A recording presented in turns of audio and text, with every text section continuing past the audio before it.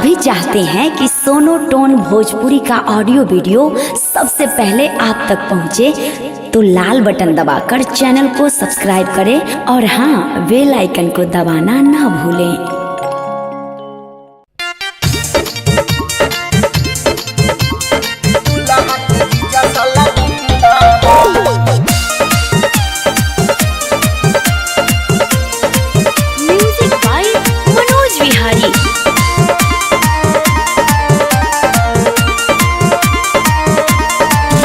कभी अखिया लड़ावे कभी जो बना निहारे मोछ मुंडा बा।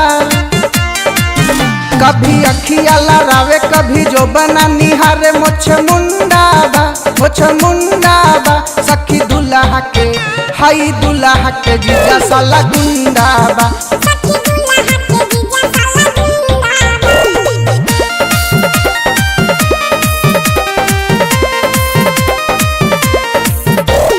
गइल रहनी सखी हम दीदी के बाराते, का कहीं भइल का रहे हमरा साथे।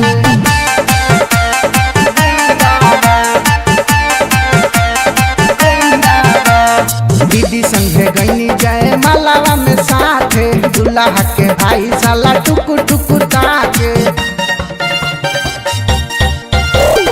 दीदी संगे गइनी जाए मालावा में साथे, दुल्हा के भाई साला टुकु टुकु ताके। कभी कैमरा चमकावे मुँह गजबे बनावे मोछ मुंडा बा।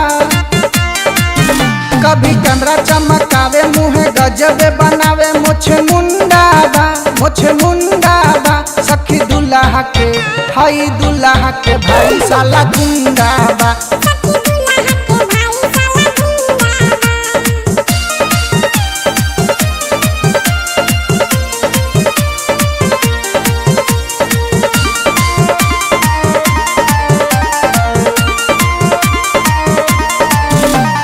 समझी समझदार अपन चश्मा हिलावे, केहू से न कम बानी कर दिखावे। समझी समझदार अपन चश्मा हिलावे, केहू से न कम बानी कर दिखावे। खाली बूढ़ियन पता के अपन अगल बगल झाके बेला मुंडा बा। खाली बूढ़ियन पता के अपन अगल बगल झाके बेला मुंडा बा, बेला मुंडा बा। सखी दुल्हा के हाई दुल्हा के मामू साला गुंडा बा।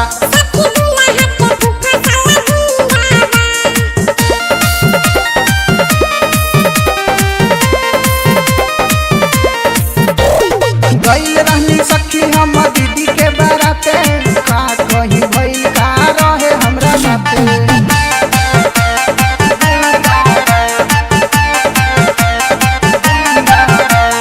डीजे वाला दुआरा पर डीजे बजावे, दुल्हा के साथी सब कमर हिलावे।